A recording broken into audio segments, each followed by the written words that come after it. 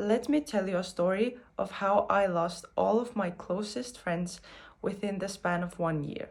I always had a friend group and we did everything together. We went to each other's houses for sleepovers, we went to lunches, for dinners, we met up, celebrated each other's birthdays. With that friend group, I always felt like I didn't quite fit in. Maybe it was simply because in my heart, I knew I didn't belong. Before we get deeper into the story, we have to ask ourselves, why do friendships even matter and how do they affect us as humans? Today, if you take a look at your life and see the 5 closest people around you, you will notice that you are in some ways an outcome of those people. If you have friends and you feel like you don't quite belong in that friendship group anymore, maybe it's time to re-evaluate the people you spend your time with. In essence, time is our greatest asset. It is the only thing we have in life that no one else can take away from us. We give it to things, we give it to TV shows, to cooking,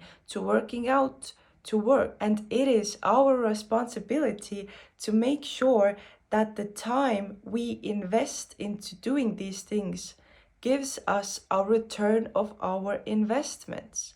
The time you spend together with your friends is an investment. If you spend time with your friends and you are not getting a good return on that time spent together, then why are you investing in it? If you look at any stock, crypto, property, hobby, and you see that there is no return of investment from that thing, then would you invest your money into something that doesn't have a good return? If you want to transform your life, then you have to look at all aspects, including friendships. If you are within a friend group that does not support your goals, your vision in life, then why are you investing your time in it? What are you getting back from the investment? Is it perhaps that you are just investing because you have nothing else to do? Well, you always have something else to do. You always have something new to learn. Find activities that fuel you instead of draining you. Now, me and this friend group, we always used to argue over things. We had a different worldview, and it is okay to have different worldviews with your friends. However, if you look at it from a standpoint, can I see myself spending time with these people in 20 years? Friendships and relationships are about long-term investments. Yes, the quality of the friendship matters more than the quantity of the time that you have spent together. If you already have friends who you've been friends with for the past 10 years, and you see that in the next 10 years, you want to go to a different direction and they do not fit in that direction, then why would you still keep hanging out with them and investing if you don't get any returns? This might seem like a brutal worldview for some people, but for me, it is actually the most reasonable thing to do, to look at my relationships and friendships as an investment, because you also have to keep reinvesting in those good quality relationships for them to last. So me and this friend group, at some point I realized that I don't really belong with these people. I don't belong in this friend group because we do not share the same values and goals in life. But I didn't realize it before I started analyzing it. Because we were friends when we were around 14, 15. And at that time, you just want to have fun and be friends with someone. Once you grow older, you realize maybe these people don't share the same values as me. Maybe they have completely different goals or views of the world. And that is what ultimately sets us apart. Although you can have friends who don't share your world views, it's very difficult to sit at a dinner table talking about things when you're 30, 40, 50 years old. It is going to be so difficult for you to sit there and talk to these people if they don't understand you, if they are speaking a different language. It's as if you are speaking different languages. And that's how I view communicating with other people. The friends who I have speak the same language as me. We understand each other.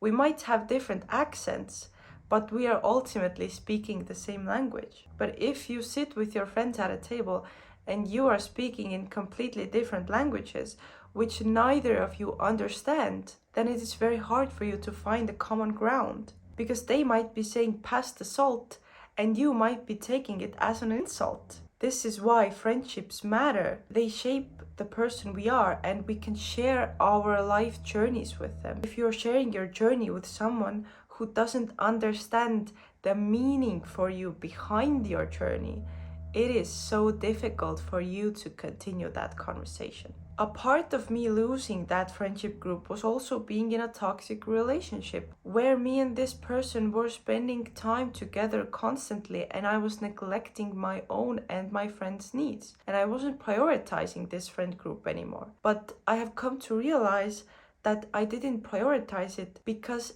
they simply didn't matter to me enough.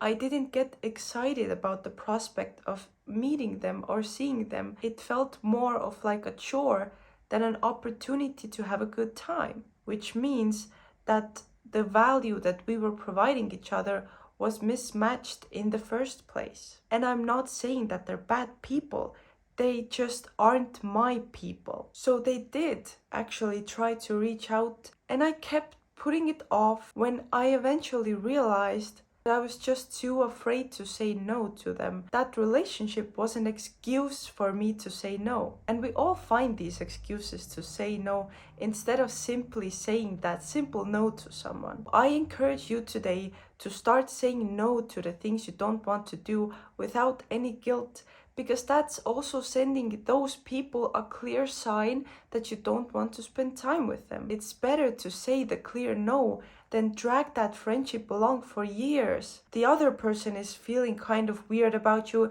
and you're feeling kind of weird about them, but no one is saying anything. So if you start saying no to the things, places and people you don't want to hang out with, then you will see that the time you spent, the time you invested in them is now freed up to reinvest into something else. So now you have all this free time to figure out, what do you really want in a friendship? What do you really want out of that investment of your time? I love to have intellectual conversations with people. I like to discuss about difficult and deep topics with people because that is the way I can grow as a person. So if I can't do that with my friends, then unfortunately I cannot make the time. Because you can simply have fun with anyone.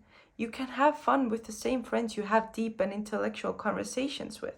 But you can't have deep and intellectual conversations with just anyone, with the friends you only have fun with. That's okay too, to have those kinds of friends. But for me personally, that wasn't a suitable solution. Instead of saying just no, I kind of drifted away from them. And I did felt lonely at first, until I realized that I didn't really deep down connect with these people. And since connecting on a deeper level is so important to me, I'm okay with losing that friend group. Ultimately, it wasn't for me anyways. So the question here is, can you gain anything from losing everything? You can gain knowledge and insight on the things you actually want. Now I have gained the knowledge that while I did lose these friends, partially it was also my fault. And that is something I have to take into my next relationships. That lesson to take conscious time for my friends. So that is what I gained from that experience. And I also gained the knowledge on what type of friends do I really want in my life. What type of people do I really want? Even though one part was my fault, the other part was the fact that we just did not see the world in the same way. We did not click as people. Really, you have such valuable insight to gain from losing everything. Because after that relationship, not only did I lose my friends, I lost my home. I didn't have a job. I was living with my parents again. So I went through a lot. Just from that one experience, I gained so much valuable knowledge about how I act in relationships and how I can choose better friends in the future so that I don't have to feel like I'm sitting at a dinner table and talking in a different language than everyone else. And how to pick myself up even if I'm alone, how to deal with my own emotions, how to support myself all the way alone. And I'm not saying you have to go through life alone, because we as humans, we are meant to be together. we are meant to live in this community, but also individual strengths are what make up the community. So I found my own individual strength in that period of time where I didn't have anyone else, and that is something that no one can ever take away from me. Thank you so much for coming to listen. If you have anything you want to hear about, leave a comment down below. If you like this video, leave a like and make sure to subscribe to my channel to not miss out on topics that can help you transform your life. As we approach the end of Transformation March, I just want to say thank you all so much for coming to listen to my videos this month, and in April we will be discussing some very interesting topics. See you in April.